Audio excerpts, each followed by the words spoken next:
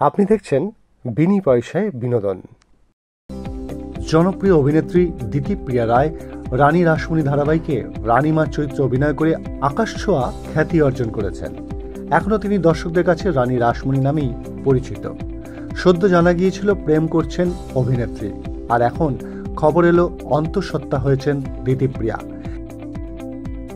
কিছুদিন আগেই সংবাদ মাধ্যমের কাছে দিতিপ্রিয়া স্বীকার করেছিলেন যে তিনি প্রেমে পড়েছেন, তবে এখনো পর্যন্ত সরাসরি নিজের প্রেমিকের চেহারা প্রকাশ্যে আনেননি দিতিপ্রিয়া।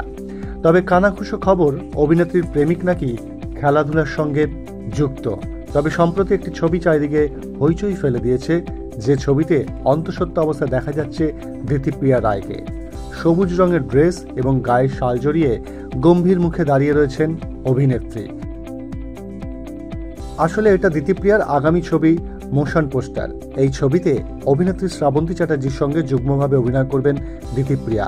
এই ছবিতে মা ও মেয়ের চরিত্রে দেখা যাবে দিতিপ্রিয়া ও শ্রাবন্তীকে। এন্টারটেনমেন্টের আরও অনেক খবর পেতে দেখতে থাকুন বিনি পয়সায় বিনোদন।